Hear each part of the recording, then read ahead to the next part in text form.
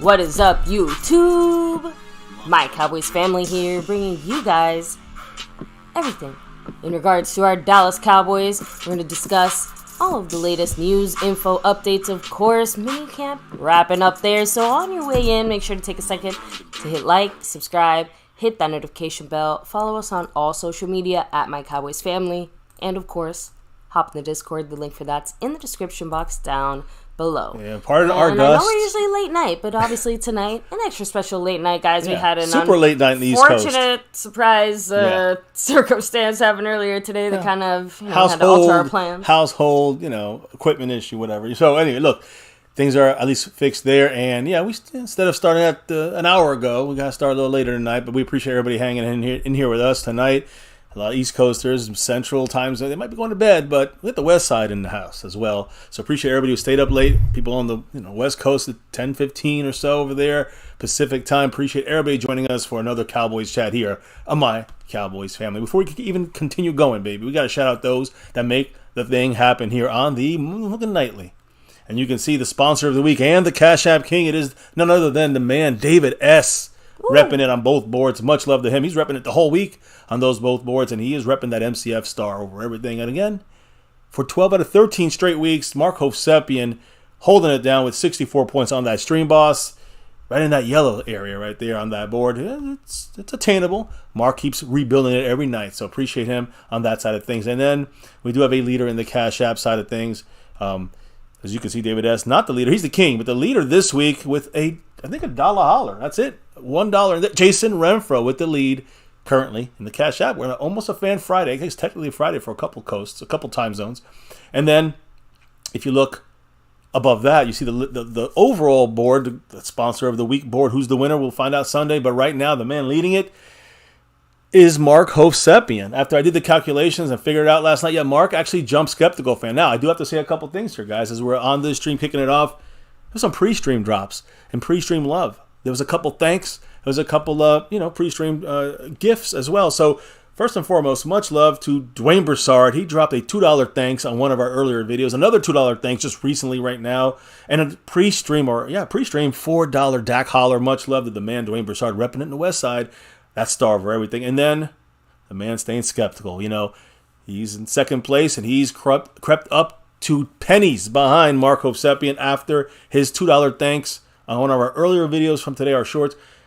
And then he gifted a one membership, and the lucky man, you know why he's here, Snug X. Much love to him. Congrats to you, and appreciation always to the man Skeptical Fan, who right now has 22 gifted memberships for the month of June. Last month he was the big champion. Now Jason Renfro's not far behind. I think he's like 6 behind for a tie in gifted memberships. So right now, Skeptical Fan Zune, he's eyeballing that repeat as far as the months are concerned here. Only not even 10 days in, not even a third of the month in. So much love to the man, Skeptical Fan. And he also dropped another 262 for the hell of it. And he's basically 40 cents back or so on Mark Hosep, on that top of that board. So I just want to make sure I break it down for everyone and get their literal 2 cents in. I also want to shout out those in that star level membership, which is also the Over Everything membership. Right now it's empty. But the people in the star level, Skeptical Fan, much love. The man from Australia, Lincoln Kane, repping that star over everything. You got Dwayne Broussard here, also with the pre-stream love, and Mary Alvarez. So much love to you guys in that star level membership. I think I've tapped on all things except for the other 4 ways, the other DAC ways, to help support this channel. Multiple different things as we finish our intro / commercial. So, again, guys, you do have the Cash App, money sign My Cowboys Family, the Venmo at My-Cowboys-Family, the regular PayPal link for everyone, but especially for our international friends. And last but not least, that Streamlabs link lets your comments show up right here on screen, just like a Super Chat. Thank you again to everybody here chilling, hanging with us. Time for those shout-outs. But before you do that, I just want to say to SnugX, I put up a happy Jerry Jones, picture there for you to enjoy. Now he's back in the membership. He can enjoy the good Jerry Jones, not the clown, but the good Jerry Jones. But see, I work with the family. I always work with the family. You know why I'm here. Much love to everybody who supported us through these ways and now super chats, memberships, gifted memberships. Truly appreciate the interaction, and that's part of the MCF experience here on My Cowboys Family. Now, I want 6 and beyond. We need more, right? We were a little angry faced here, but hey, listen, we're chilling. Baby, hit up the chat. And who's in the house tonight? Let me shout out. We have Rolando Rodriguez. What's up? Hello and hi. Much love. And yes, we'll definitely be getting into that. But yeah, so far the Cowboys obviously have not grabbed Zeke back, so to speak. I got an interesting update on Zeke. I probably should have put it in the post, but I'm not here to clickbait. Stay tuned. SnugX in the house. You know why he's here. Much love. He said, I appreciate that, though. Hey, I listen to the fans. I listen to the family. You got to give the people what they want. Exactly. Right? Exactly. There's some good things the Joneses have done. Jerry specifically. Yeah, I'm Nate Rosario. Hello and hi. He said one of you should be a vampire, one of you seers. So, My Cowboys Vampire. I'm both. Stephen White. Hello and hi. Much love. Scorpio representing. Dropping those emojis. Hell yeah. Let's see. Lost in Translation Podcast. Hello and hi. What's up? Tyler representing. LC Gang in the house. We have Stephen White. What's up? Everyone's here. Dwayne Broussard, the top dog. I think Skeptical Fan always saying skeptical, of course. Yes, sir. You see Jason Renfro, much love. Alonda Hanslu, Freedom First, all of you guys. Come back down. It was first this time. So, and it looks like that's everybody here so far. So Let's as roll. you trickle in, make sure to say hello and hi so I can give you the proper shout out. Hell yeah. But no more chit chat, baby. Let's get to it. What's going on, Dallas Cowboy adjacent related nothing really big at the practices today, but a lot more in discussions, I guess you can say. But first, let's start with some NFL news. First, let's go with what's going on with New York and Philadelphia right now as far as that smoke, right? All that Canadian smoke from those forest fires. Yeah, if any of you guys are, in the northeast of the U.S. safe. in general, obviously you guys probably know a lot more than just what we're saying, but there's some forest fires from Canada that are making some really crappy air conditions for basically the entire northeast. So if you are from there, stay safe, take it easy, and hopefully this passes ASAP. Now, the reason I'm bringing that up is because the Giants and the Eagles today reportedly canceled practice due to the low air quality conditions from those Canadian wildfires. So, just saying, they probably postponed it. They'll finish their last day next week or something. But either way, pretty bad. Stay safe out there, guys. Now, as far as injuries or kind of news related to injuries. Tua Tagliolova, I always can never say his name. He's been testing out a new helmet, not just a little camera on the side, but he's testing out a helmet that's specifically designed to protect quarterbacks from the impacts that they get when their head snaps against the ground. So good move there. I like anything that helps these players, especially a helmet. You can, getting used to that. They're testing. They're testing stuff in that helmet on, with Tua's head. I guess you can say. Yeah, because his head is apparently the most delicate little egg around. So, but yeah, good luck with that. Yeah, and a guy who's definitely Cowboy related in the sense of the draft when we had Micah Parsons. Remember who we wanted to get earlier? And right above us in that top 10, J.C. Horn, the Panthers. He got plucked by them and left us with Micah Parsons. We traded down and got Micah. But the Panthers today announced that J.C. Horn, cornerback, will be in that walking boot once again. Not our guy. I'm just saying this is not Luke Schoonmaker, but J.C. Horn. And again, unfortunately for him, guy, he's going to be there in this walking boot for the next few weeks because of an ankle injury. So J.C. Horn expected to be fine by the start of training camp, but again, another injury for him. He's been hampered by injuries. In a way, we dodged the bullet with that situation, not getting J.C. Horn. He's been injured, often since he's been with the Panthers the last 3 years, his third year. Robert Anderson determined that no surgery was necessary, so he just has to kind of get the boot on and let it run its course of healing. So just an update on a guy who could have been a Cowboy, right? And finally, a lot of people wanted to pick up Frank Clark, formerly of the Chiefs, the and the Seahawks. The Broncos today made a big splash and signed him, guys. The compensation for new Bronco defensive edge rusher Frank Clark. Broncos are giving him a 1-year deal worth up to the most incentives and everything, $7.5 million, not bad. Per again, that's the 1-year deal. It includes a $5.5 million guaranteed base salary. So no matter what, he gets the $5.5 million. Could get another $2 million in incentives, but $1 million is makeable over incentives. The other $1 million is for like getting in the playoffs and snap time, that kind of stuff. So marketable incentives is what it's called. So anyways, just want to get the little roundabout in the NFL, and then. You see the front cover. You see a guy wearing number 33. It's not Tony Dorsett. He's a running back, though. And again, it's the question mark. If you look at our front cover, you'll see the question mark, which is Dalvin Cook, number 33 there in that picture. But not a Cowboy yet, right? And a lot of people want to jump the gun on this. And again, I say just don't count on Dalvin Cook being a Cowboy. This is in a trade. Now he's been released today. That's the big news on him. Big news in the NFL, the Vikings officially released 4-time Pro Bowl running back Dalvin Cook. NFL, again, he's one of the most dynamic running back playmakers, you can say, coming off his 4th straight 1,000-yard season.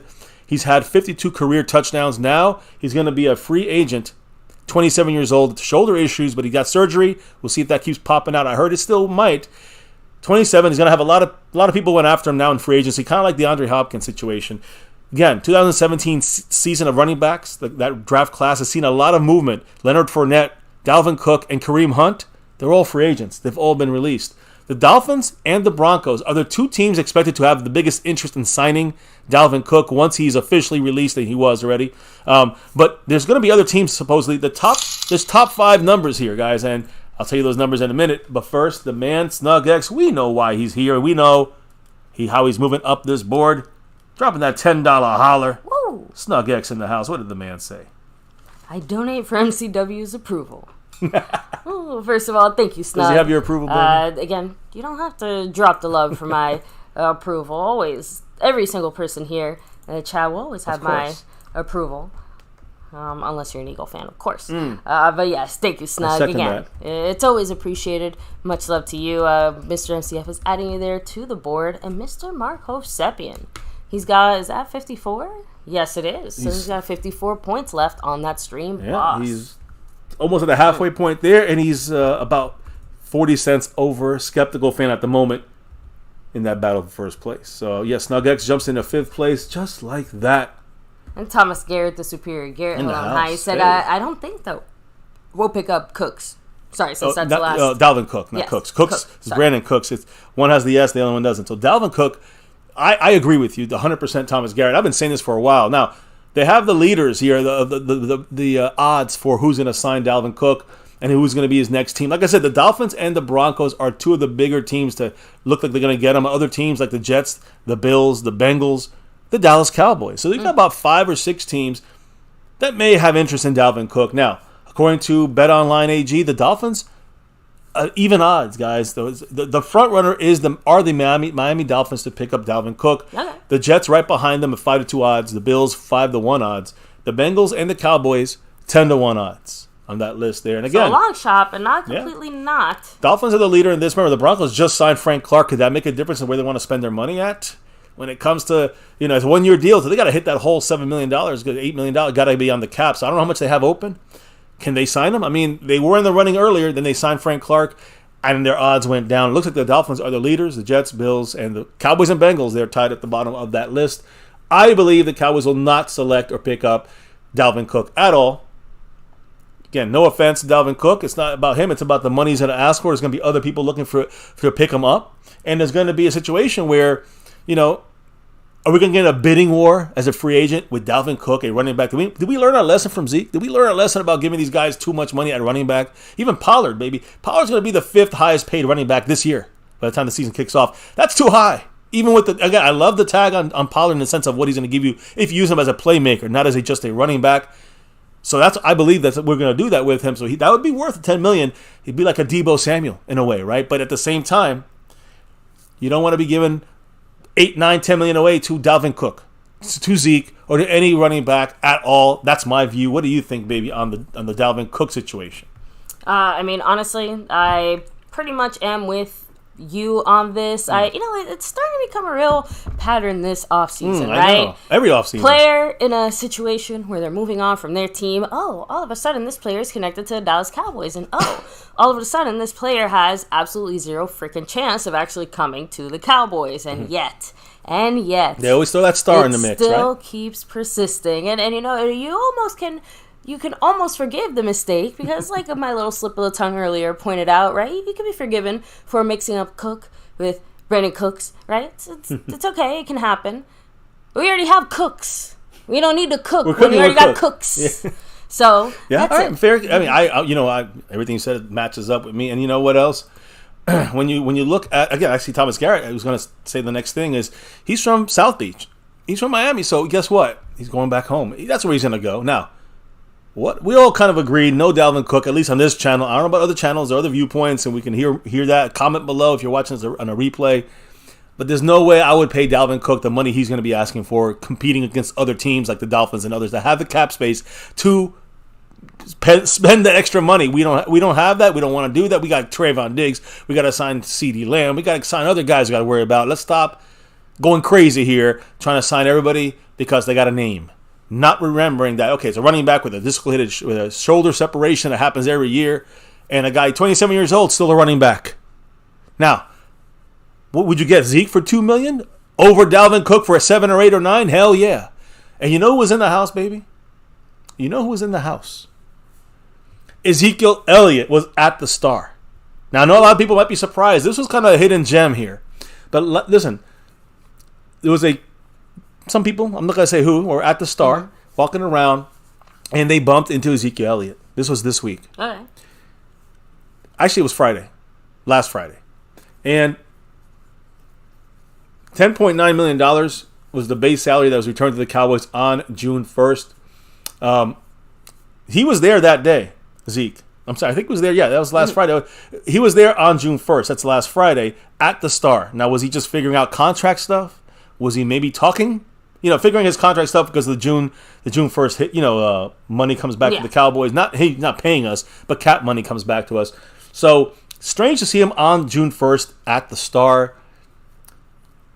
And again, the Cowboys got money back, $10.9 million on the cap after this June 1st, post June 1st release. Now, it's interesting to hear that, a lot of things going on and is Zeke going to be possibly coming back to Dallas? You know my views. The answer is no for me.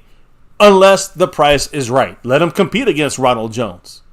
Do you have a problem with that? I don't have a problem with that. He's not taking the 40. He's not taking more than 30%, 20% of the snaps, short yardage stuff. He can block and pass protection. I'm cool with Zeke for a couple million. And let him compete against Ronald Jones. He don't make it. You cut him, whatever it is. But when he was asked by some people out there, and they asked him, is he coming back to Dallas possibly? Is he working out? He said, quote, we'll see. That was Ezekiel Elliott speaking that, guys. He didn't say no to the proposition of returning to Dallas. Ezekiel Elliott. But the point was, guys, he wasn't heading to the front office to work out a deal. He was actually going to the Cowboys club. A lot of players go there. So, again, this was an interesting encounter, guys, because Jerry Jones on Monday, remember, this is last Friday. Well, I guess, now it's last Friday, but it was on June 1st. On Monday, Jerry Jones was being interviewed, and he, without anybody asking about Ezekiel Elliott, he brought up Ezekiel Elliott. about still being interested in him. So just interesting little back and forth. I'm not saying it's going to happen, but I'm going to be real with you. Here at MCF, we try to be as real and accurate as possible. No clickbait. Sorry we don't have, free agents coming in and out from our, our screens here. But I ain't pushing shit. I'm pushing reality. So the truth here is, plain and simple, if there's any guy that's going to sign here, Zeke is the probable one. That's going to come here. If nobody else meets his demands, he's going to have to probably take a lot less money than he wanted to, and he'll take it with the Cowboys. It sounds like that's a possibility. Forget Dalvin Cook. I don't think that's going to happen. If it happens, I'll be surprised. We'll go live tomorrow if he signs. But Zeke, that's more possible for obviously a much reduced role, 20, 30% of the snaps at most. It's going to be Pollard. They're going to have other guys out there doing things. That's my 2 cents on the Zeke situation. But it's interesting. He was there on Friday. He was there, not ruling anything out coming back to Dallas. And after the weekend, Jerry's talking about Zeke. He's still interested. And no one asked, hey, how's Zeke? They always asking about Zeke. This time, nobody asked him. He said, Jerry Jones Zeke, I can see him coming back here for the right situation. So interesting. Right situation or right price. Yeah, but that's the fact he brought it up after Zeke visited with him. That's the interesting. He's in Zeke is in Jerry Jones's mind. So, and we know because I'm almost positive. I swear when Jerry and Steven spoke not that long ago, right? I think it was earlier this week. Well, I'm just saying that I swear that Jerry brought up Zeke again, and then not just that, but like a few weeks ago, Jerry brought up Zeke. Yeah, but that was off of questions. Obviously. That was off of questions they were asking about Zeke, so he answered it. But this Monday, I've said this like 3 times. This Monday, without anybody asking him about Zeke, he brought Zeke up for the first time. And this was 2 days after he met with Zeke. Yeah, and so that's all. I'm using that to establish the pattern here. Yeah, that's my point. Like, prompted or not, every few weeks or so, Jerry basically keeps saying, don't count out Zeke. Don't count out Zeke. So, like I said, other rumors and stuff, maybe a little bit of BS. But the fact that Jerry Jones himself is the one who is adding fuel to that fire, there's a little flame, there's a little smoke. Yeah, definitely. What's the chat thinking about Zeke, Dalvin Cook, all these possibilities? Oh, let me see. Harold Jones said, "You mean Jerry did not say Zeke who?" No shirts this time going out there for the Zeke who. Yep. So Tyrone Church, much love, saying Zeke will be back in, getting that feeling. Again, I had that feeling too. Just the comments that were made once the Cowboys had basically made the decision to move on from Zeke and kind of get that going. Most teams tend to shut the door on a player that they cut that way. Like, I've never seen a team. Yeah, but it was cordial. I know it was cordial, but like I said, it usually tends to be a cordial but firm moving on in the sense of, like, we wish you the best, but it's not going to be here. And Jerry basically said, we wish you the best. We'll see you in a few months. And I think that does make all the difference. Even throughout the offseason, we've said it. Zeke doesn't act like someone who's leaving Dallas. And not to say that there's some kind of way you're supposed to act or whatever, but we keep seeing him at Cowboy events. We keep seeing him hanging out with, Dak and all these other guys. So, I don't know. He's around. He's around. Listen, so, again. So, exactly. Most of us wouldn't be surprised, like Tom Scare said. Wouldn't be surprised if he re-signed. Yeah, exactly. Meatball Ron. Meatball Ron in the house. Meatball Ron. So, Mike Aldana said there's no rush to, go and just, try to sign someone or bring somebody in or whatever, so we do have time to, make that type of decision, right? I agree. So, Scorpio said bring both of them in and we'll run the ball 99% of the time.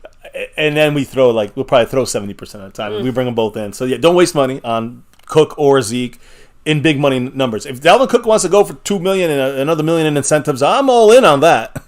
But he's going for $9 million with $10 million, another $1 million in incentives. I'm not for that. I'm for Zeke for $2 million.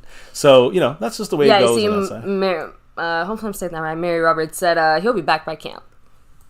I 100% agree on that. No way I'm disagreeing with any of that.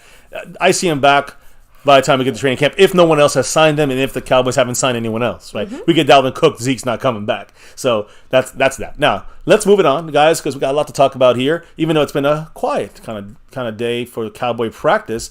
But you see there the man, Deuce Vaughn. And you also see there the other man, the other rookie, not Deuce Vaughn, but second round pick, tight end Luke Schoonmaker. You remember those pictures they took with the rookie class with that Premier card company that took it was a lot of 50 rookies were out there. We talked about that a couple weeks ago. It was interesting to see that the rookie premiere for these guys they got introduced basically to the NFL with, in a way that they'll never forget. They have heroes, of course, on the gridiron. These two guys, these two young rookies, and both these guys got a surprise. Again, guys, Deuce Vaughn, Luke Schoonmaker, a special gift from their football heroes. Deuce Vaughn got a jersey signed by Barry Sanders, the great Barry Sanders, who was one of his heroes. Small guy that runs the ball with power and elusiveness. I mean, Barry Sanders is one of the best ever, right? If not the best pure runner of all time. And then you got Luke Schoonmaker, his hero, George Kittle, still in the NFL. He got a jersey from George Kittle signed. Again, tight end, running back positions. You see why it makes sense there. And they filmed this. You can see this on the Fanatics website. You can see this on the Cowboys website. So check it out if you guys do want to see those two guys get their surprises there on the camera. So I just want to throw that in there. Let me see. Let me go ahead. Touch on one little comment here, super quick. And first of all, okay, I got you. It's Amar. So got you there. Real quick, Snugak said, I just want to get this off my chest. What the fuck is the Texas coast? Really? What the fuck is that? I mean, tell me you're not from Texas without telling me you're not from Texas. It's the third coast. Well, it's off the West Coast offense. Just taking West Coast, and moving the word West to Texas. Look, it does make me think of Texas toast, no matter what. Remember, it's funny. Just saying, it's inevitable. Like, yeah. I hear Texas coast, and I think Texas toast. It's a combination. That's why I think it's funny. It's a combination of that feeling and also West Coast offense. It's now Texas Coast offense. But I understand what Dak was trying to say in the sense of it's going to be a West Coast offense kind of inspired Cowboys situation flavor. with their own Texas kind of Well, again, it's a Texas, Cowboy. I think he does mean specifically, obviously, the Dallas Cowboy flavor. So obviously we have to see what exactly a Texas Coast offense looks like. It's a marriage of both of these systems, West Coast with the OG, I guess you could say, the skeleton playbook of Kellen Moore and the McCarthy tweaks to those plays. So we'll see how that goes. But we'll talk. Actually, who talked about it today? One of the offensive coordinator, Brian Schottenheimer. He spoke about it in detail. We'll get to that in a minute, though. You want to stay tuned for that because he breaks down what the Texas Coast offense is going to be. Now, remember yesterday, baby? I think I'm the only guy talking about this out here on these Cowboy streets. But John Park, as I've said yesterday, you don't know who he is, but this could be the biggest hire we've had in a while. He is now the head of the analytical department for the Cowboys. He was signed yesterday. If you want to know about him, listen to last night's show again, and you will see. You see what we're talking about. This guy's a underrated hire, but he is one of the biggest data. It's called the Big Data Bowl. It's like a Super Bowl for like nerds, right? But it's the Big Data Bowl. He's one of the biggest supporters of this tournament of this thing. Basically, he's one of the best leaders to help push football analytics forward. And again, NFL teams are recognizing the value like us. He went from the Colts to the Cowboys. I also know that he's, a guy who, one of the OGs of pushing analytics forward. He's now with the Cowboys, matching up with Mike McCarthy, who loves his analytics in Dallas. So kind of leads me to, I try to, just broke that down there, reminding everybody about John Park, a fantastic pickup when it comes to the analytical coaching room. So I do have to read this quick comment. Yes, Monroe at what's up. He said, if Dak throws more interceptions, then it will be Texas toast. Again, extra crispy. It's more about can we get the coaching to not put Dak to have to throw into predictable passing routes. Look, at this point, I don't really. I'm not here to split hairs on the who, the what's, the when, the where's, or the whys. All I know is that I don't need extra burnt toast when I'm trying to get some Texas toast.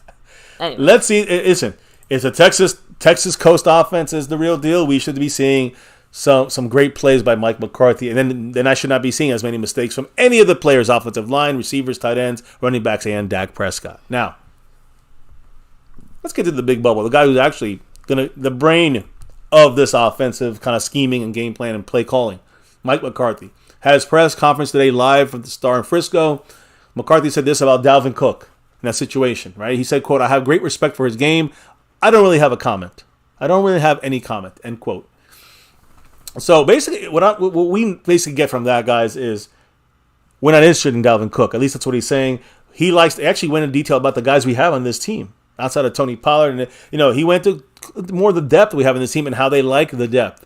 Now, About the practice, let me just say this. The practices, he said this, the Cowboys did a good job of lowering the mental errors and missed assignments throughout the whole OTAs. All the phase 1, 2, and 3 they got better, not missing their assignments, which is obviously better happen, right? They have lowering mental errors, those kind of mistakes have drastically improved in just a month and a half. McCarthy said he's very pleased where the Cowboys are right now as far as their understanding and diving. Right now, they're diving into the why of each scheme. Cowboys also today, as they have their minicamp, they are shortening it, as we'll talk about a little later. They shorten the practice to basically, guys, a walkthrough. A literal walkthrough, and I'll go into more details later about that. But he said this, quote, our guys did a hell of a job in OTAs and minicamp, and I'm very pleased where they are. So great news that our team. It sounds like this is almost a bit of a reward for working hard and meeting the types of goals that McCarthy had set for this time. So we met the goal, and that obviously deserves a bit of a little extra rest or relaxation. Yeah, a little resting day again. Usually we have 4 of these, but we lost one this year. So last year we actually lost one as well, but he actually canceled the last day. This day today they just had a walkthrough. You look at the Jacksonville Jaguars. They came in and they had a paintball fight basically out there. Paintball tournament. So that was a great way of changing it up and kind of giving the day off by having fun and having some. It's still a team activity, but it's not the football X's and O's and studying. It's just relaxing and camaraderie with your, getting bonding. Team bonding, team building. Good idea. Again, McCarthy kind of did something similar today. Now, light mini camp with little competition. This entire first 2 days, we know about CeeDee Lamb. We'll talk about that in a minute. But the Cowboys with light competition, not too much hitting, not too much, obviously not any hitting, not anything really going crazy out there. Everything's kind of slowed down. Today was an abbreviated walkthrough through, on the final day of practice through this 3-day mandatory minicamp. The Cowboys McCarthy said this, the Cowboys will be in pads. This is important, guys. The next time the Cowboys be in pads and in full speed, he's got it marked. Mark it on your calendars. July 31st. That doesn't mean it's the first day of training camp because it's going to be a little earlier, but that's the first day they're going to be full pads and full speed. So mark it on your calendars. July 31st, it's on like Donkey Kong. That's the hitting starts on that day. The last day of July. Can't miss that. We cannot, we obviously will not overlook that day. So McCarthy also said about, and he gave us an update on our star wide receiver, CeeDee Lamb. McCarthy said that receiver CeeDee Lamb, quote, probably won't participate in any of today's short 45-minute conclusion of minicamp. Which, again, is that any surprise, guys? I said this last night. He will not be practicing until training camp. That'll be the next time we'll see Lamb on the field. Again, this is the final spring work for veterans. Rookies come back this next week, so we'll still get some news and some stuff, but this week is the end of the veterans are on vacation here for about 5 weeks until the end of July, before training camp comes up. As far as concern or no concern, McCarthy said, quote, I have no concern about CeeDee Lamb's health.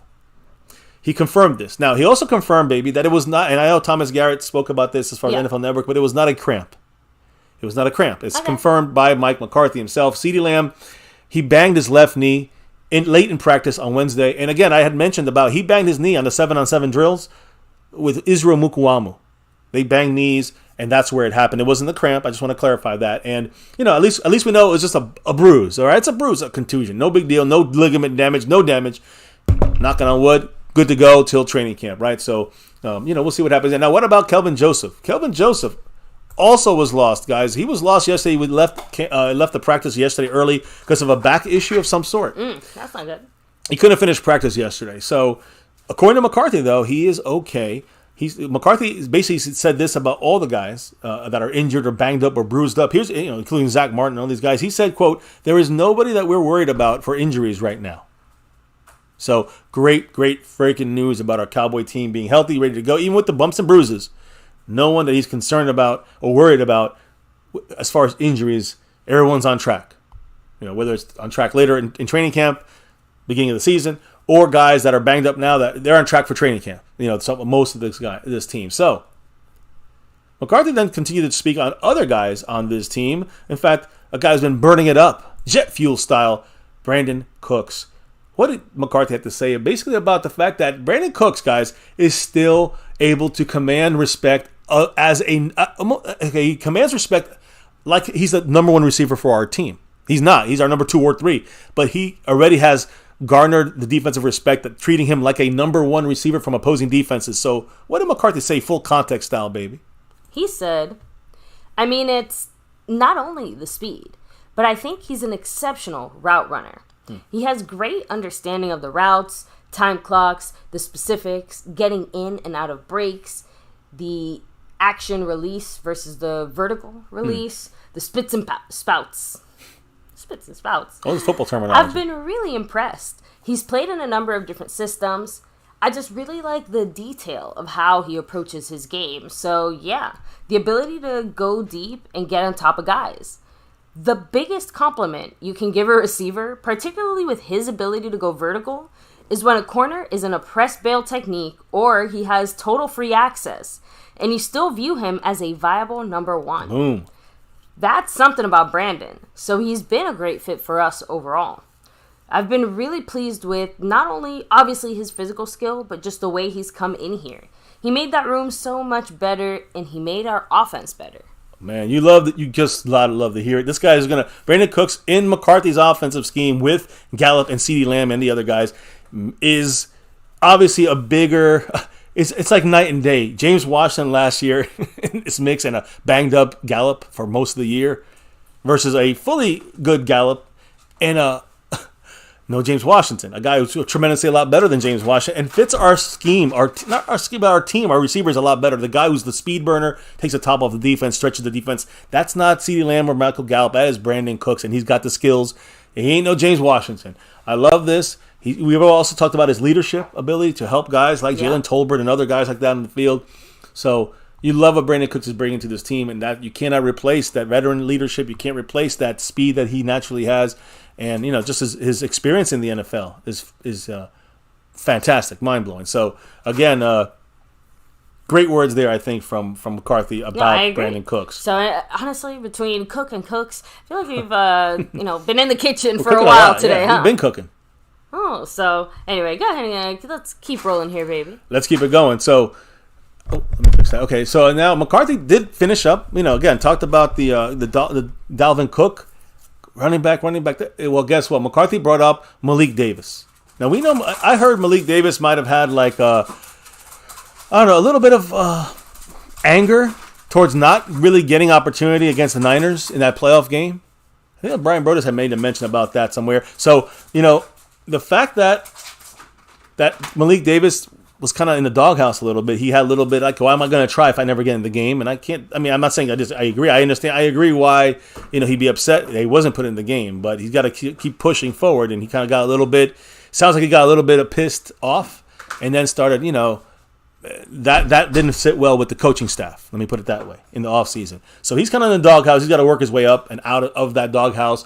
I think he'll be there. I think he'll be all right. But McCarthy actually gave him a lot of compliments today. McCarthy said that running back Malik Davis was productive when he had his opportunities last year, and that he does believe Malik Davis he's a very good like teammate when it comes a teammate. He's a little angry about not getting production on the field, but he's a good teammate in the sense of studying and understanding the plays, understanding the schemes, high football IQ. Malik Davis, I hope we don't throw him out because he was a little bit pissed off about not getting enough opportunities last season. We'll see. Now another guy, again, talk about this, goes back to Dalvin Cook. But Rico Dowdle, don't forget about him. He's still on this team, right? He's 2 injuries in the last 2 years. It's kept him out the whole year. He's fully recovered, according to McCarthy, from his hip injury. He said that the running back room will be very competitive this year. So, Mike McCarthy also moved over to the tight ends real quick and talked about one of our coaches, Lunda Wells. And he said that Lunda Wells has a subculture and set a subculture in the tight end room. So great to see that. Wells also does a damn good job at the blocking side of things because he started and his knowledge originally is from the offensive line kind of coaching side of things. So he's mixing that tight end with the offensive line, mastery, and it's working. It's working for the Cowboys, and it's working under McCarthy, saying it's fantastic. Again, baby, I know stuff called you got goths, emo. You got your tight ends. Yes. Subculture. Anyways, that's McCarthy's words. McCarthy also spoke on one other guy, baby. I'm sure we'll talk about his. I know he was interviewed, and we'll talk about his quotes later on in the weekend. But Isaac Alarcon, Remember Isaac Alarcon? Offensive lineman, no more. He's defensive lineman. And McCarthy's really liking what he's doing there. No joke. They're not just blowing smoke up our ass. At least I don't think they are. McCarthy said that defensive tackle Isaac Alarcon, who's made, again, this offseason switch from offensive lineman to defensive line, still in the trenches, but now on defense. He said, quote, he looks really good inside. I'm excited to see him in padded work. It almost looks more natural for him to be on defense. He's built an outstanding foundation. So it sounds like Isaac Alarcon still has a shot to somehow find a spot on this team. And I'm thinking what he's going to, he's saying all these great things. There's not going to be really room for him, in my opinion, but I do think there's a lot of room on that practice squad. If they see something in him, they will keep Isaac Alarcon on the practice squad. He's not an exemption now. Remember, he'd actually make the team on his own merit. But the key here is, I think Isaac Alarcon, the key thing is the padded talk. Everything looks good without pads right now, but let's see Isaac Alarcon in pads, and I think that will be the determining factor if he makes the practice squad or not.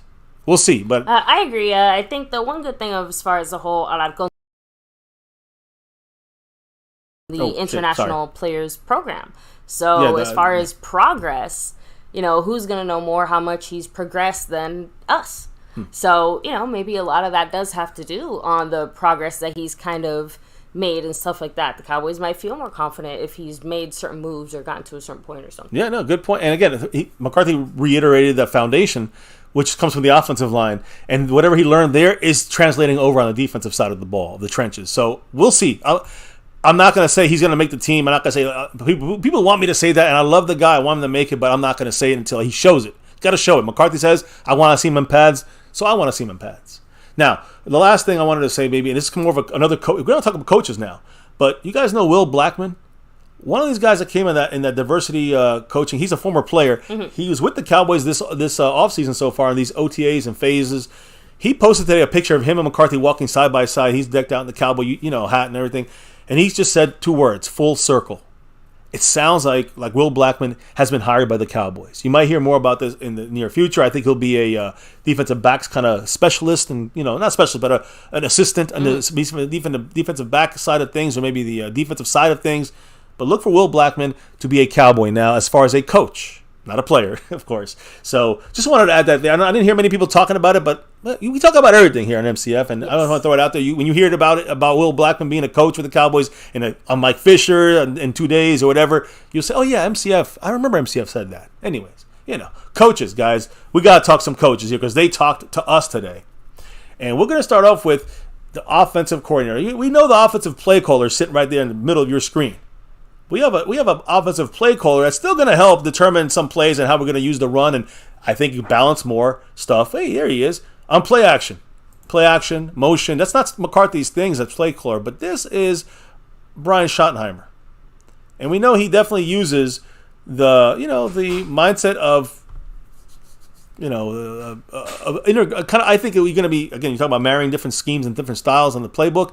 I think he's going to help balance out some of the McCarthyisms that maybe we might not like, or maybe something McCarthy might be lacking in. Schottenheimer might help him in that. I don't like Schottenheimer's offensive coordinator. That's his name here, but we know the coordinator, the play caller is Mike McCarthy. That's much bigger than Schottenheimer being the helper basically to McCarthy. But let's talk about the Texas Coast offense, not the West Coast offense, but Texas Coast offense. Brian Schottenheimer today spoke about the combination of the West Coast offense and the Cowboys, Dallas's previous offense, hence Texas Coast offense. What did he say, baby, Mr. Schottenheimer, about this whole thing? So he said, quote, Jalen Tolbert has had an incredible camp. If you talk to Jalen, what he's going to tell you is he spent a ton of time with Brandon. Here's a guy who has been there, done that, and he wants to encourage and invest in the younger guys. Those guys spend a lot of time together. What Brandon brings us is way more than just speed. You're saying Brandon Cooks, right? Yes. So it's really fun to watch him run. But what I love is the competitor and the way that he's encouraging the entire room of receivers. It's been awesome. Drew Brees and I are very close, and when we made the move to get Brandon, the very first text I got was from Drew. He was like, you are going to love this guy. And Drew's a hard guy to give out positive reinforcement. So he's, end quote. Yeah, I think you got the wrong. But and Drew is a hard guy to give out a lot of positive reinforcement. Yeah, I thought we were talking about the Texas coast, but that is that is a quote there from the receiving core here, and it is a lot about Brandon Cooks, how he makes the team better, and that is, extremely important. That's what I was saying earlier about McCarthy and giving so much, praise to Brandon Cooks. A lot of people, the players, the coaches, they see Brandon Cooks' ability to make everyone better around them. So that's part of the Texas Coast offense because they're the receivers. But Schottenheimer dove deeper into the Texas. I built that up for a reason. So he's diving deeper into the Texas Coast offense, not the West Coast offense, the Texas Coast offense, mixing Dallas's playbook from last season to the West Coast offense of McCarthy.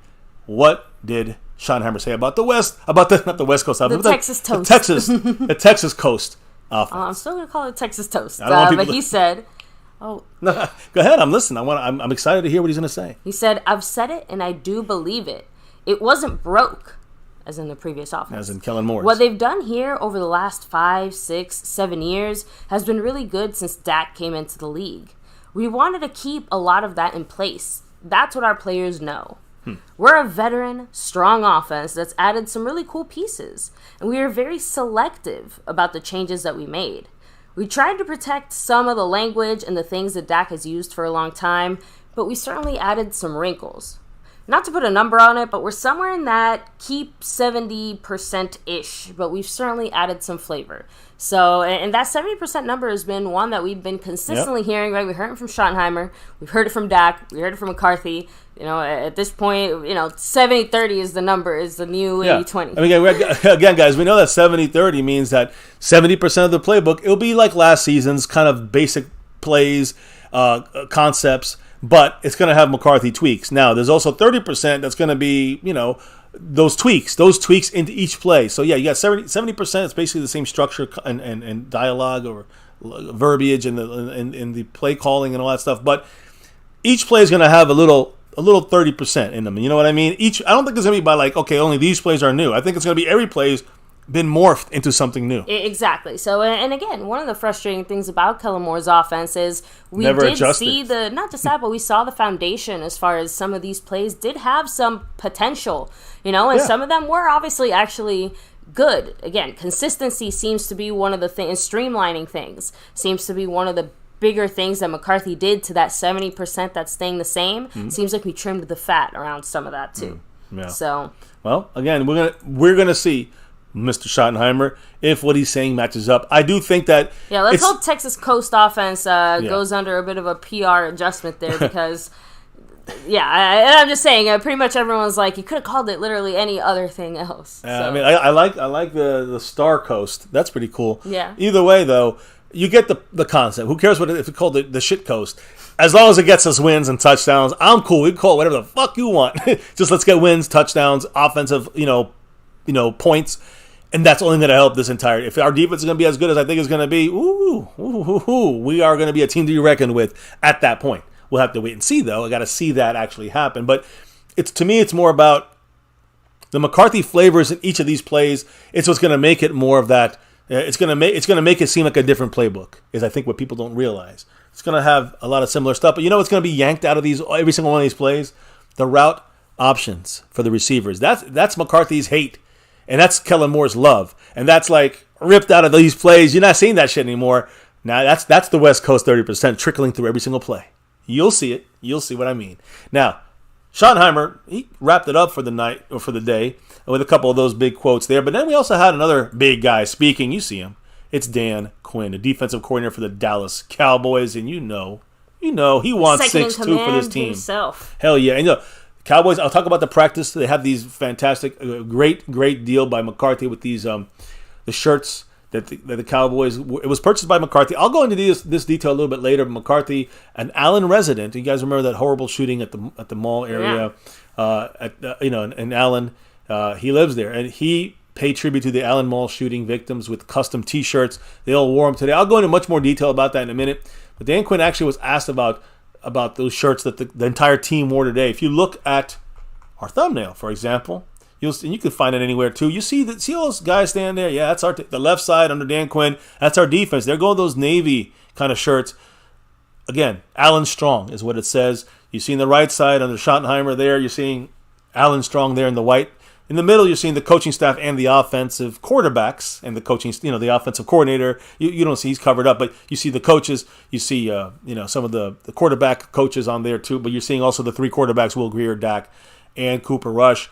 So you're seeing the whole team here. They went. These were the jerseys, by the way, for today's practice, and they had their numbers in the back with their last names on them. Each of these guys, pretty cool. I think that's a great thing McCarthy did. We'll talk more about that great thing in a minute. But first, let's hear about Dan Quinn's thoughts about the defense, but first about the shirts that I just kind of went into. So, baby, what did Dan Quinn say about this? Yeah. Isn't this awesome? Every time I get the chance to support somebody and have their back, I think that's a really powerful moment.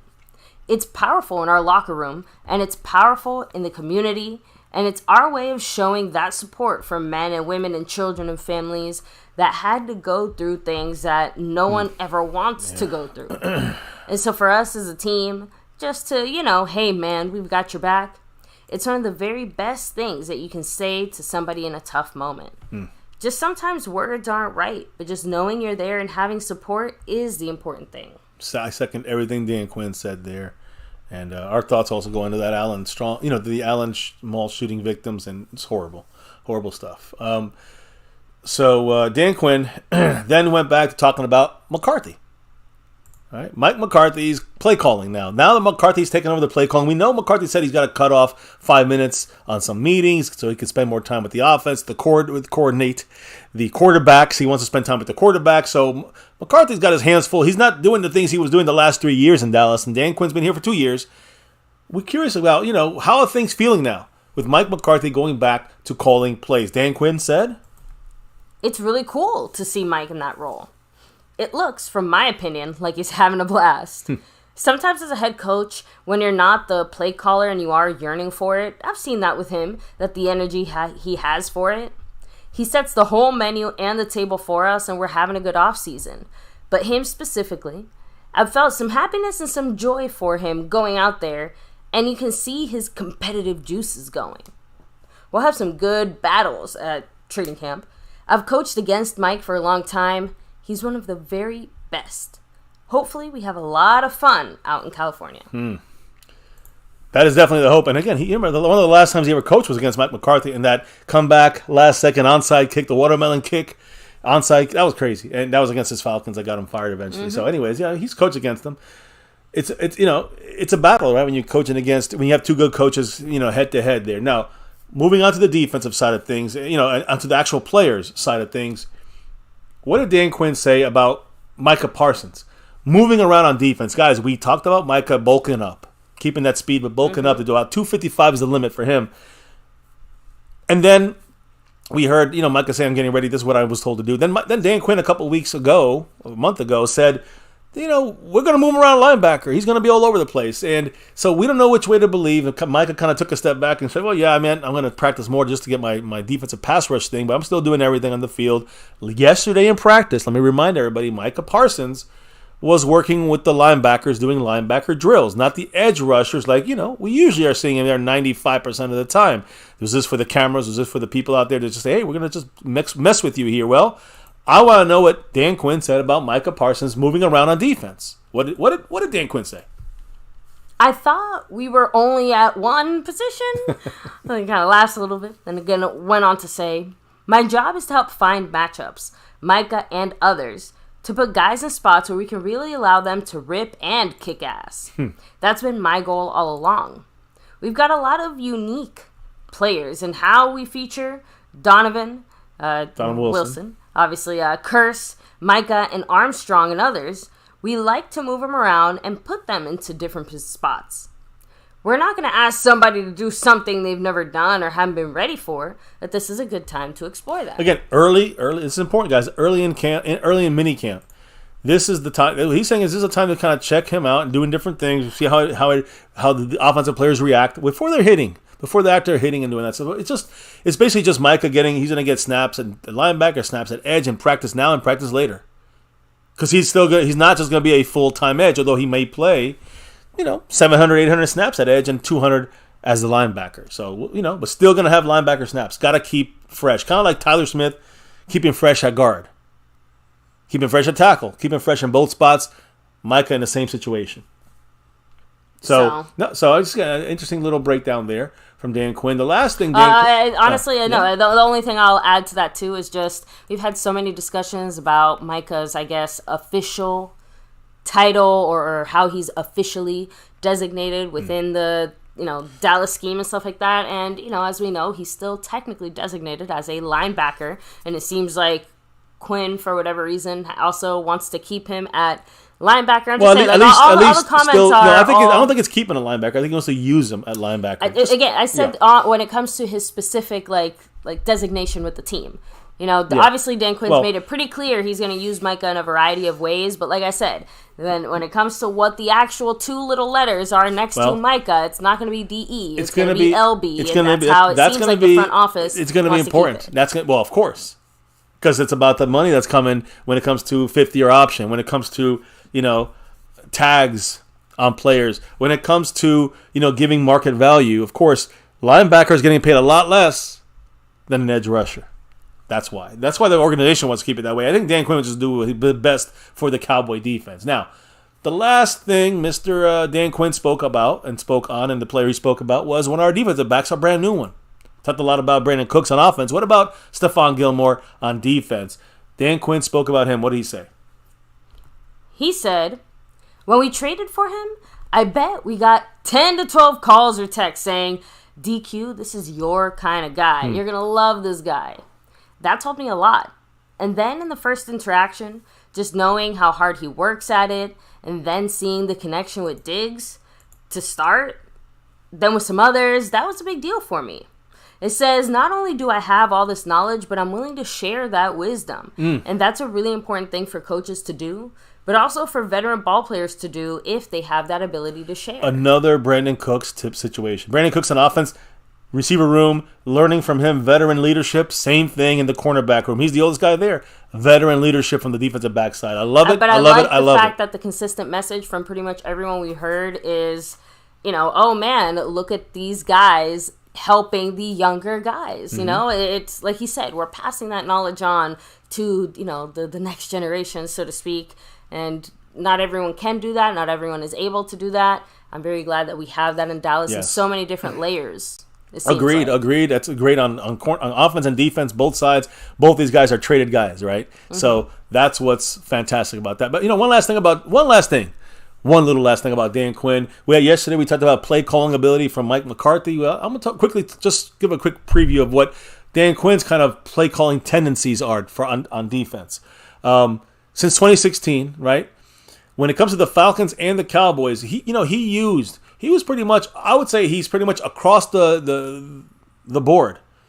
Almost everything 50 percentile. He's about halfway when it comes to zone percentage of defensive calls, man percentage, heavy box, light box, nickel defense, dime defense, blitzing defense. He's pretty much around the only thing he did a lot more with the Falcons, was than his other things, in his other defensive schemes and play calling, a lot of nickel defense. So again, 3 corners, 2 safeties, 2 linebackers. So that's kind of like the nickel defense from McCarthy has used that the most, I would say, with the Falcons as a head coach, and also with the Dallas Cowboys. Those are the two things that are consistent, whether he's in Atlanta or in Dallas.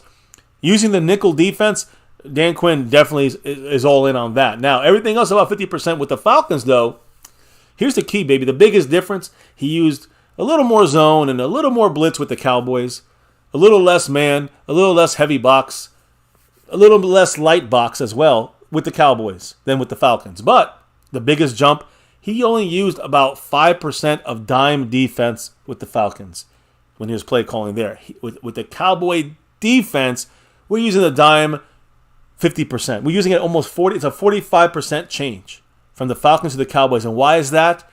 He spoke about this. He just said it about Curse and Donovan Wilson. This is why. Our safeties, guys. The safeties playing dime. That means we're bringing 5 or 6. We're bringing more than 5 corners. More than 5 defensive backs. That means 3 corners and 2 safeties. I'm sorry, 3 corners and 3 safeties, or sometimes you got 4 safeties and 2 corners, or 4 corners and 2 safeties, but you have 6 or more defensive backs. With our defense in the past 2 years under Dan Quinn, we used all those safeties all the time and corners in the mix. And now, of course, we got upgrades with guys like Stephon Gilmore in there. So when you're seeing this stuff here, guys, he is pretty much a mastermind. All right, in my opinion. And I know he sees what we have. He's not going to just use his coaching tendencies the same as he did in Atlanta or Seattle, because there's different players. There's different skill sets. And Dan Quinn's a master at figuring out. And our skill set is, believe it or not, can you believe this? I'm saying this. Our skill set for Dan Quinn's defense is the safeties. The safeties are making the difference. And that's the one thing that this front office wouldn't even give the time of day to till Dan Quinn came here. Let's be real. Dan Quinn made some big-ass changes in his big-ass defense. Let's be real about this. So, okay, I'm all out of breath there for a second. But let me take a break here, baby, and give a quick shout-out to everybody as far as, everybody here chilling, hanging with us. Yes, guys, I know we got an extra late night MCF stream tonight, so we do appreciate everybody here chilling, taking a second to hit like, subscribe, hitting the notification bell, following us on all the social media stuff we have at MyCowboysFamily. Oh, Kevin Aubrey, thank you for subbing it up. There welcome to the family here. You see, he's on board. On board. So, and of course, guys, hop in the Discord, links down below.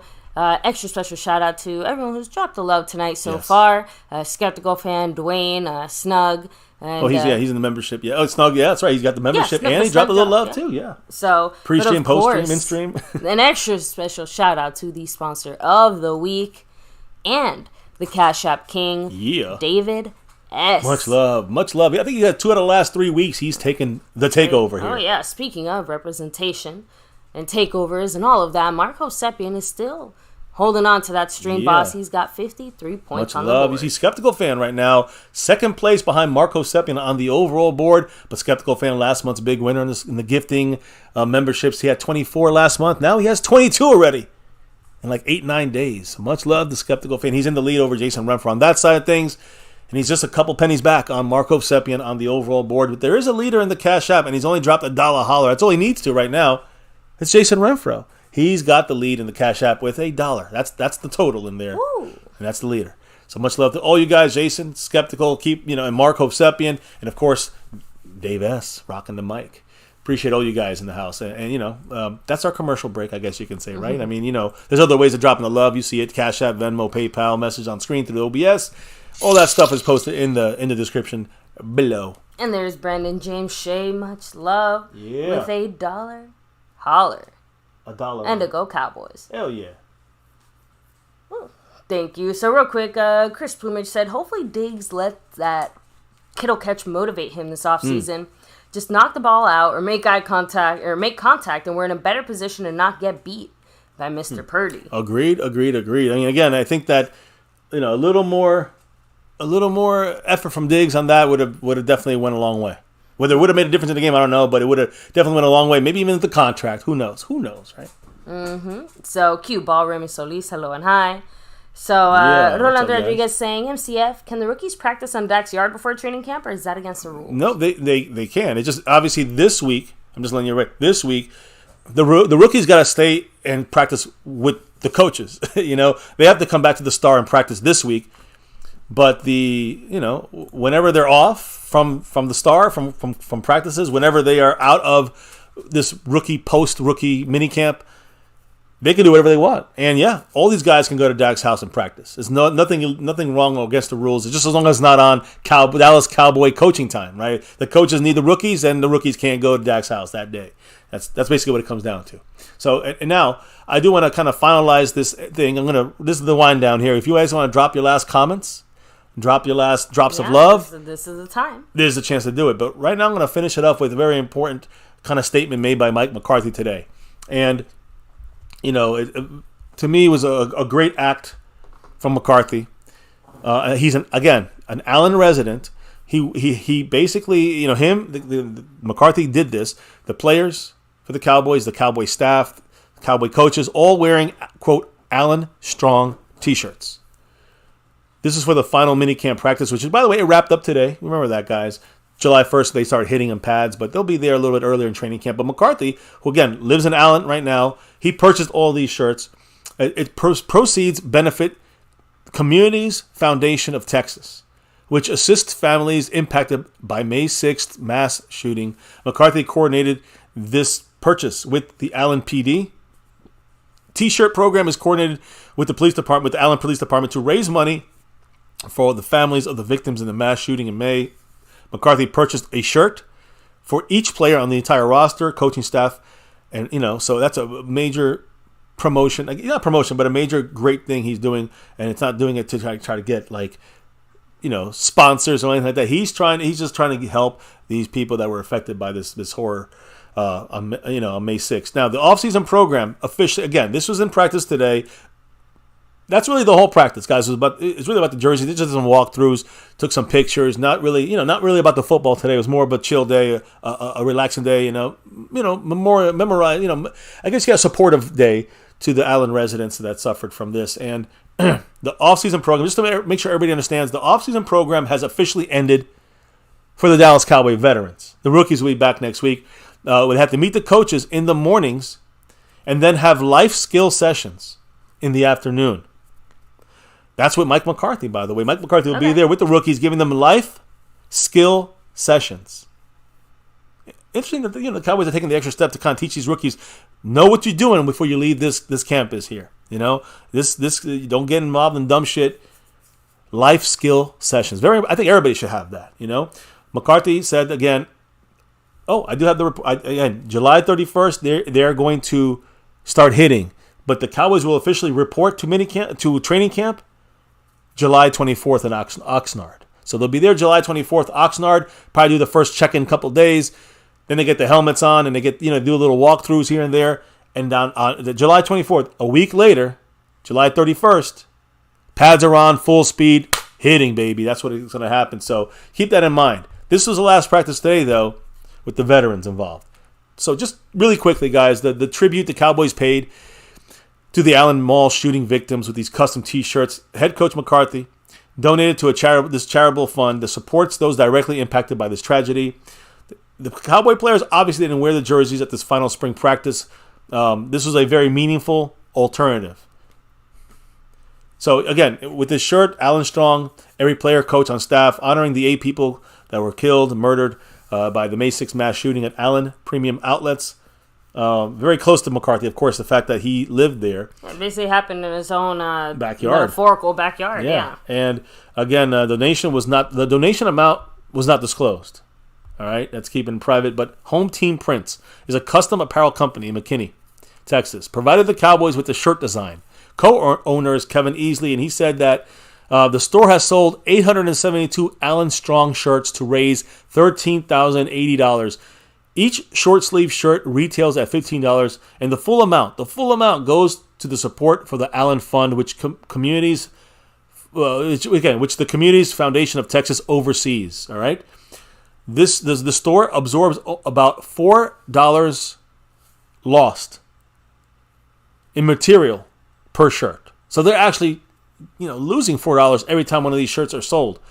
He easily said this, the owner of the store, quote, we knew this going in. This was something that was important to us. Thankfully, our business is at a status right now where we can afford to do this. It doesn't bother us at all. What a great thing by this company as well. So the Cowboys contacted Allen Police, who connected them to Easley a couple weeks ago.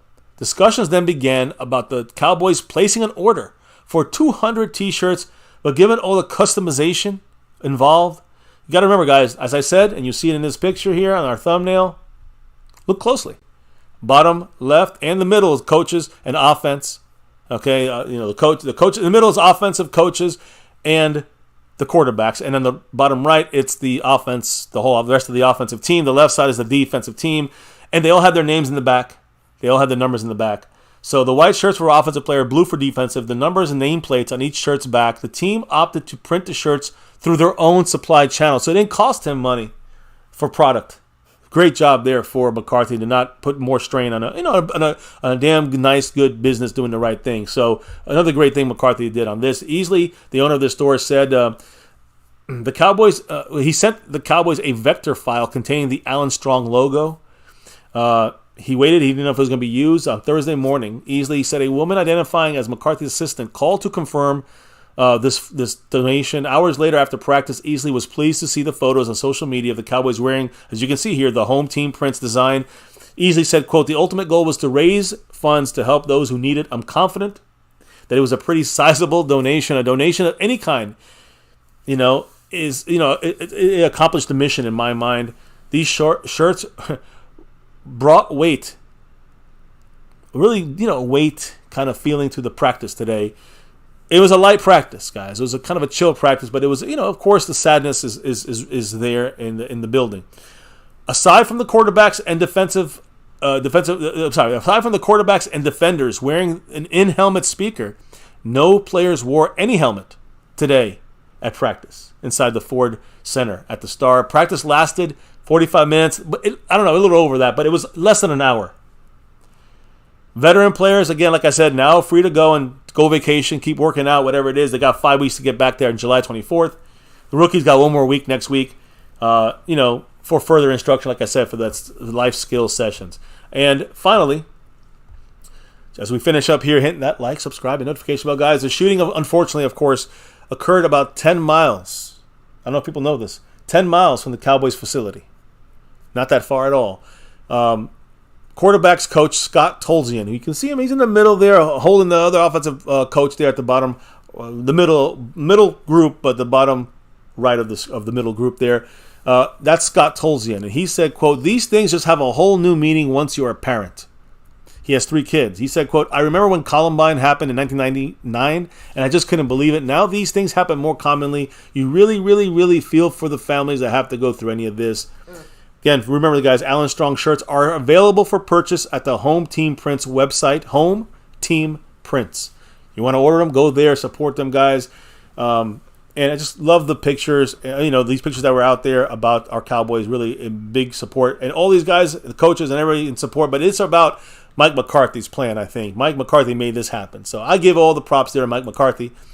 Got to give it up to him doing a great thing like that. And hopefully, it helps those victims of this mall shooting in Allen. That's it. I don't mean to end this on a negative, dark note like this, but I thought it was important to mention this, and it's something that obviously is close to McCarthy's heart. Yes, and it's something close to all of our hearts. So, a great thing done by a great person, Mike McCarthy. There. Now, real quick, SnugX said, "Do you guys have any bold predictions for next year? Mine's that Deuce Vaughn will start more games than Pollard." That would be a surprise. Very bold prediction. Very bold. I don't know, baby. What you want to throw one out there for Snuggie? Let me see. Honestly, I'm not sure if I have any bold predictions, but how about this? Let me throw out there kind of a crazy one, especially with this offense. We're gonna have 2 receivers with at least 1,000 yards. I like and that I one. think That's that almost with very this doable. Texas Coast Toast offense. I do think there is a possibility, and not just that, but I mean, I have to admit, the more that I hear about Dak throwing to our guys, and we keep hearing, like, yes, of course, there's still bumps in the road and stuff like that, but it seems like the synergy, the connection, the flow between all the guys is just off the charts already. And again, there's a reason that McCarthy basically called it a little bit early. We met our goals. We did the things that we were supposed to do. So to me, you can really get a sense of the fact that this team is really falling into place here. It seems like relatively smoothly for the current situation. So honestly, you made some, a good bold prediction. I really like it. That's a great I want to have a quick bold prediction, and that is that our defense, at the end of this season, the last defense that put up the numbers we're going to put up on this defense this year would be the 2000 Baltimore Ravens. How's that? How you like that, guys? The last time you see numbers this good on a defense in a season, Baltimore Ravens 2000. That's a bold prediction, because I know our defense is going to be damn good this year. We're going to be great this year, my bold prediction.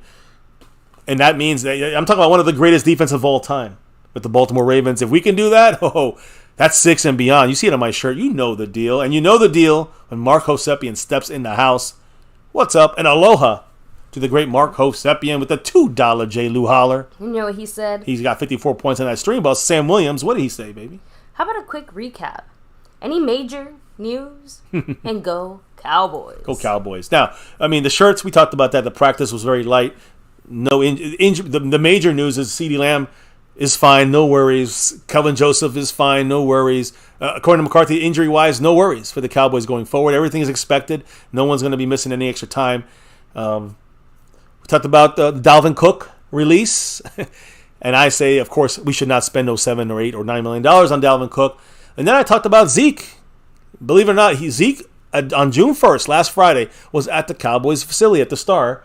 And this was the same day we got the $10.9 million on the cap. Nothing to do with Zeke. He didn't have to be there. He was there probably hanging out with some of the players or something. But he's always around. He's always, a lot of these things with Dak and other players. And Zeke was asked really quick in passing by certain sources. I'll leave it at that. Like, you're thinking maybe coming back to the Cowboys, almost in a joking way. And he said, we'll see. Now, I only think he comes back if he's here for a real cheap, incentive-laden deal. So, $2 million base. Maybe he could make $5 million.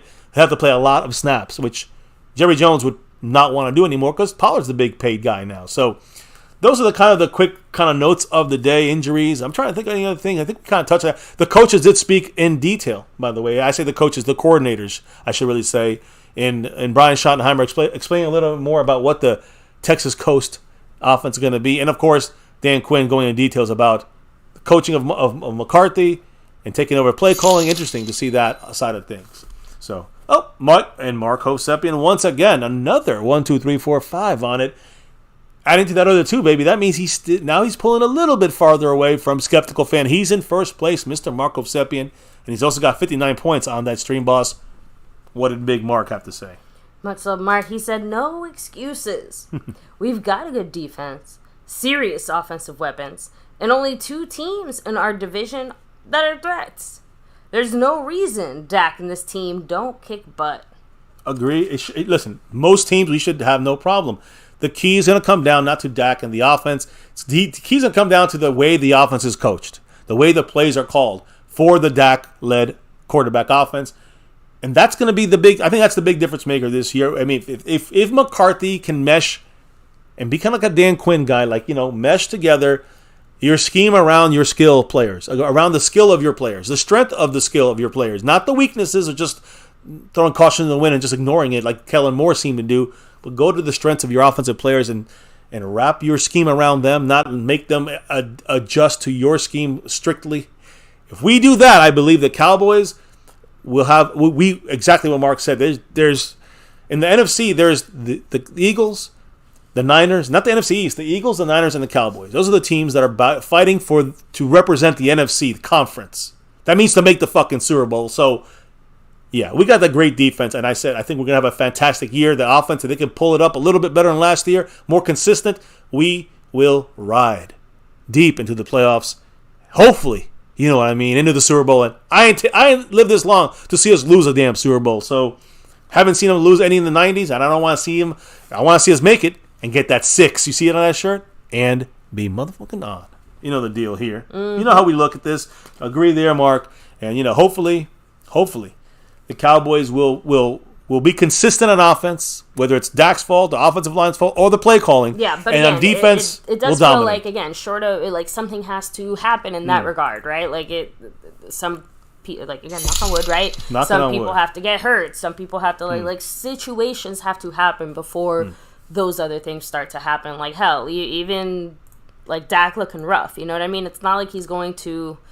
even Dak looking rough, it's not like he even looked rough consistently in a way, exactly. Right? Like, he'd have moments of, playing really great or sprinkling a game or 2 in between there where he would just knock everybody's socks off, and then it was kind of like back to more business as usual for a second. The problem was when he dipped down a little bit, it's, the mistakes sometimes were caused by him. A lot of times players drop passes. A lot of times we know about the bad play calling, lack of adjustment. That literally makes a huge difference in a season you have on offense, whatever position it is. So, how I feel about that, baby. I think the Cowboys, will be back on track on things on offense better than we were last year, more consistent than we were last year. That is the hope in this Texas Coast offense, not West Coast, but Texas Coast offense. Now, Mark Hovsepian, another 5 on it. Ooh. We want 6, right, and beyond, but we got 5 on it right now. What did he say with that $5 holler? He said... At 64 points, by the way, on the stream boss. Zeke's done. 4 years of numbers dropping. He's in the bottom half of most running back matrix. Even at a veteran minimum, nobody wants him. Huh. And Pollard killed it with the same line. I will say one guy that definitely wants him. At the veteran minimum. And his name, you know who he is. Jerry Jones. Ooh. I'm just saying, guys, Jerry Jones will take Zeke back on this team. Now, whether or not you think that's clown show or not clown show, I mean, I think that for a base veteran, here's what I'm saying, Mark, and I'm curious what Mark thinks. Zeke for a veteran minimum, some incentives if he happens to have to play more, I have no problem with that. As long as you use him for the short yardage and the pass protection, I'm cool with that. I'm okay with a guy that does that. Let him fight Ronald Jones for that spot. But no more than that. If the Cowboys are thinking of giving him a bigger role in that, and no, I don't want him on this team. Now, I agree that most teams see him as being quote unquote done. But I think we got to remember one major factor here. I think it's more what Zeke is asking for than him being completely done. Because the Buccaneers had interest, and the Browns, a couple of other teams had some interest. Cowboys still have interest. Jerry Jones still has interest. We just talked about Zeke being here on last Friday, meeting with Jerry, I guess. Who knows? He said, we'll see about coming back. And then on Monday, after the weekend passes, Jerry Jones brings up Zeke's name without being asked about Zeke. Whether you like it or not, Mark, it sounds like there's a chance. The chance is getting greater that Zeke gets a chance to get back his spot as a number 2 guy. Not a number 1 that has to give up some snaps, but as a number 2 starting off as a number 2 guy, and that's it. Short yardage, specialist. And that's only if Zeke wants to take that minimum or that $2 million base, whatever it is, because don't sound like many other teams are going to do that. And again, they might give him a $2 or $3 million, but Zeke might be asking for 6 or 7. No one's giving him. See that? Not one team will pay Zeke $6 or $7 million a year. Not one. Not even this guy on your screen. Even the clown show has some control. Even they have some control. So, yeah, that's kind of what I see. It seems to me like the Cowboys are going to be, taking Zeke back if he has nowhere to go and he lowers his price. That's Jerry's words. It feels like, right? Mm-hmm. Now, we're wrapping this one up here, guys. It's another one here. We'll probably take tomorrow off. Although I might jump in here. You never know. I might jump in and do a quickie, a little 45-minute hour stream under that. But first, we got to shout out the man Marco Sepien once again, the $2 holler. And I see him talking about. I missed the comment. What did he say, man? Yeah, he said, "Let a young running back compete. Jerry Jones just wants attention, and that's it." So honestly, definitely some Jerry Jones attention is always involved. As much as I do think part of it is definitely a typical, Jerry just needs all eyes on the Cowboys type of thing. Based off so many of the comments that Jerry's made, you can't deny that has something to do with it too. Again, it's sneaking through. Just Jerry Jones can't help himself. He just cannot. He wants the attention, but he also can't help himself. Marco Sepien. I just want to say one thing about the young running backs. McCarthy did mention Rico Dowdle in detail and Malik Davis in detail. But they are not the short yardage guys that Zeke would be, who, again, had 9 touchdowns in a row. That's only been equaled by Emmitt Smith, I think. So, there's still some usage in Zeke. Just you got to use them right. If you use them wrong and overpay, then you're wasting. You're doing a very bad move. Marco Sepien, another 1, 2, 3, 4, 5 on it.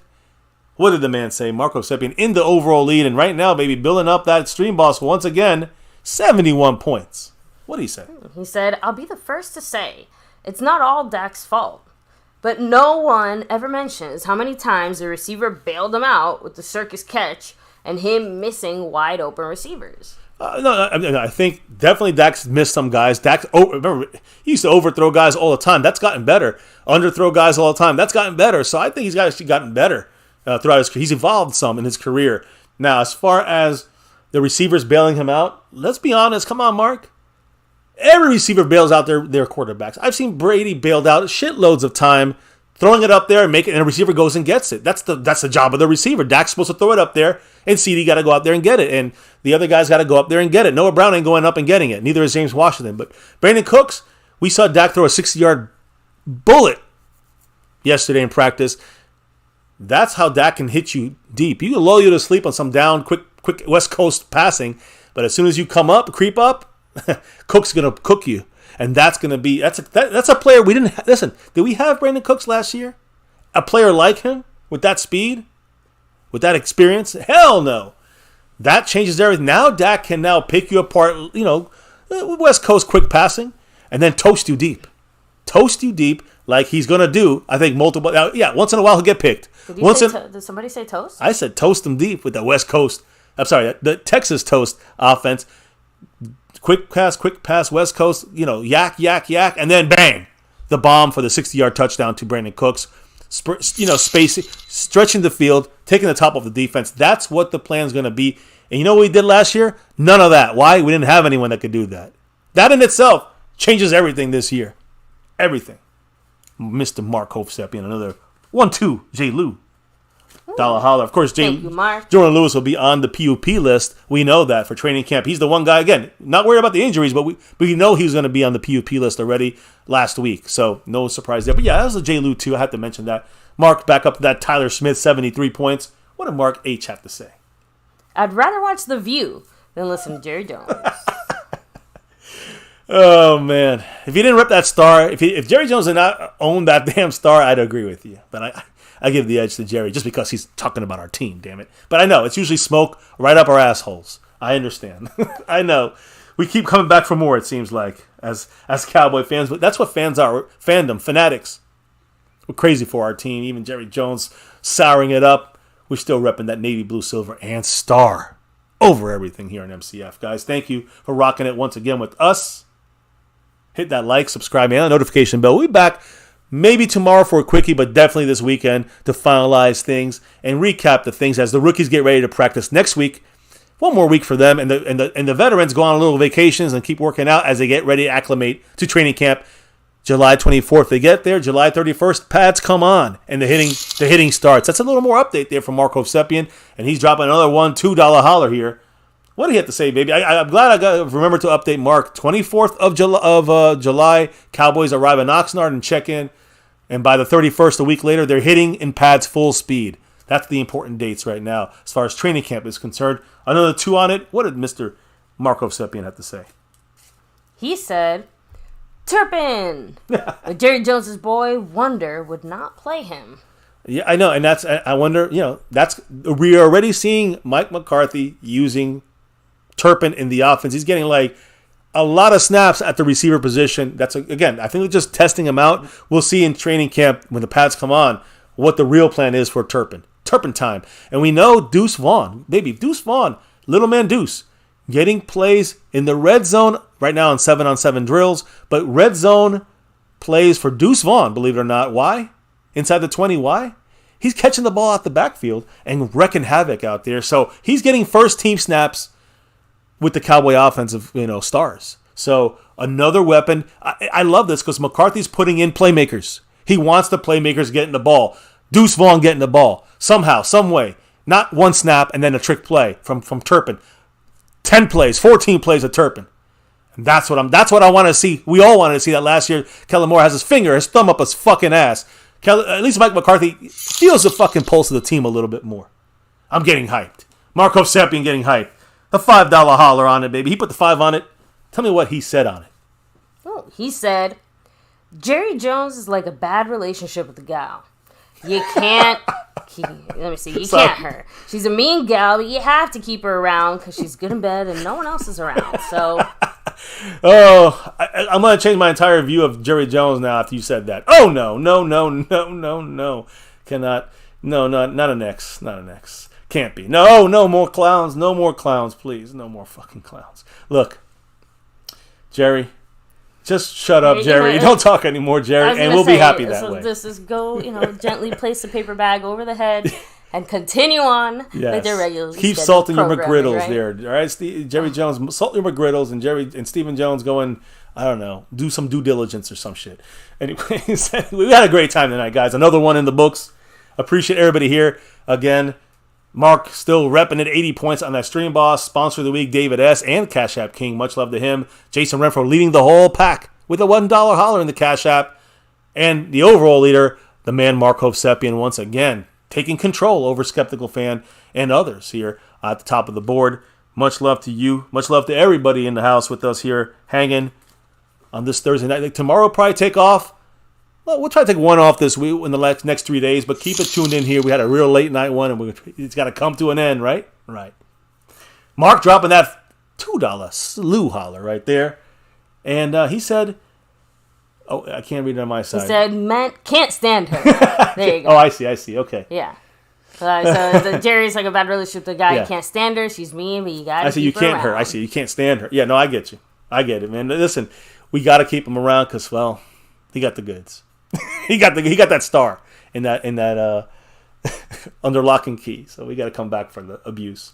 Snug dropping the happy Jerry Jones emoji there. Eric Wallace in the house. What is up? Appreciate everybody here with us, Madman. Baby, it's time for those lovely shout-outs that we got to do here. Burn Bar, Snug X, everyone here. Hit that like, subscribe, the notification bell. Follow us on YouTube. Follow us on all social media at My Cowboys Family. Hope you already subscribed to us on YouTube here. And we'll, can't wait to talk more Cowboy football this weekend. Baby, let's get those final shout-outs. Thank you to Eric Wallace in the house, Snug X. You know why he's here. Of course, mahalo to Mark Hovsepian. Much love. We have Madman in the house. Let's see. Burn Bar representing. Burn. Let me see. Madman, hello and hi. So I just want to make sure I actually shout everybody out. We have Thomas Garrett, the Superior. Garrett. Rolando Rodriguez, much love. Raymond Solis, hello and hi. Q Ball representing. Chris Plumage, much love to you. Byron Bradley, what's up? Brandon James Shea, have a great night. Chris Plumage, Cactus G, Monroe Gadet, all of you guys, again, take it easy, much love. Can't do this without you guys, seriously.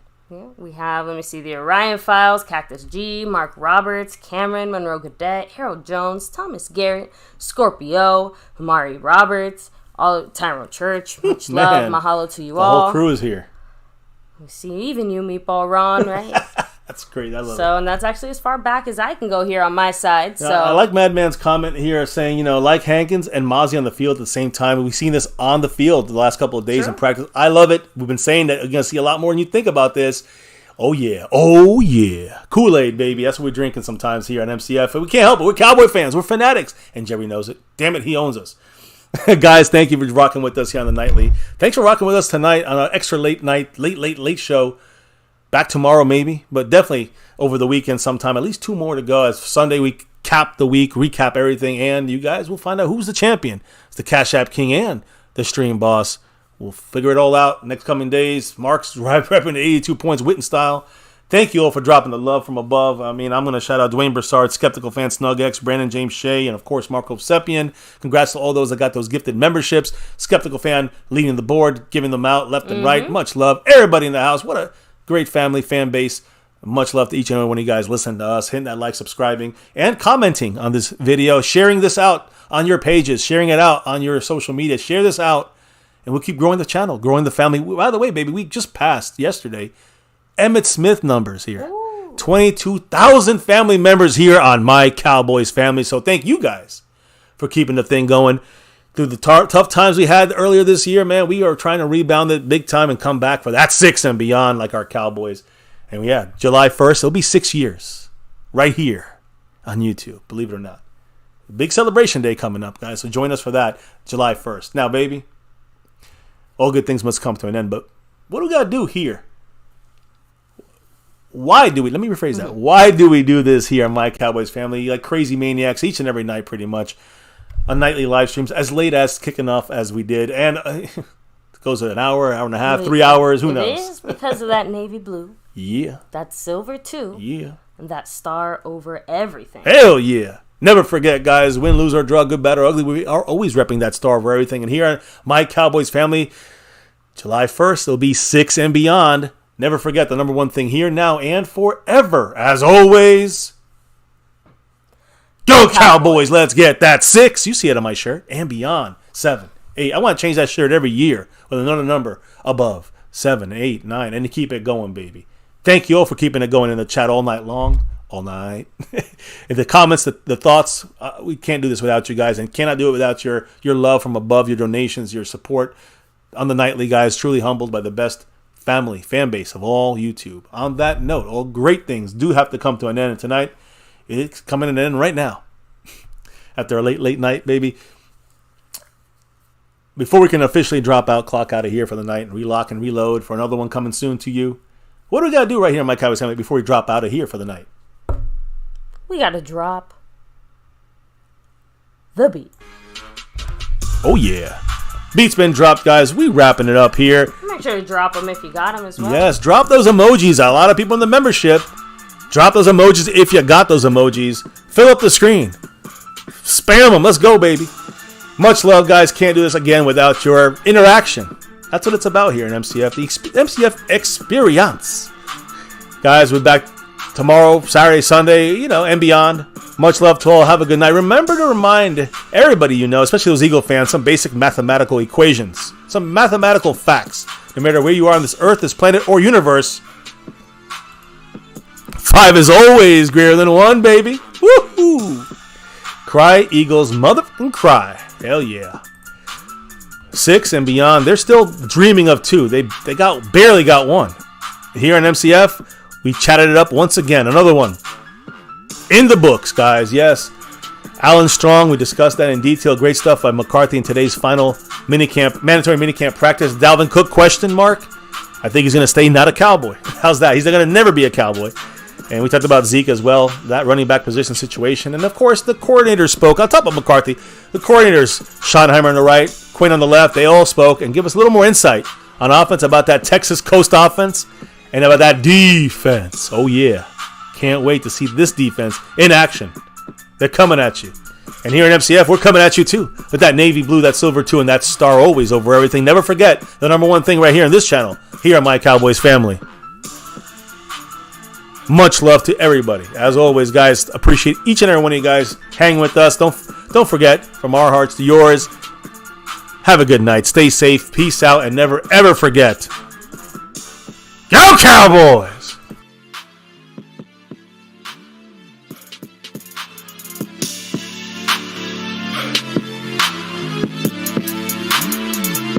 Monk on the beat.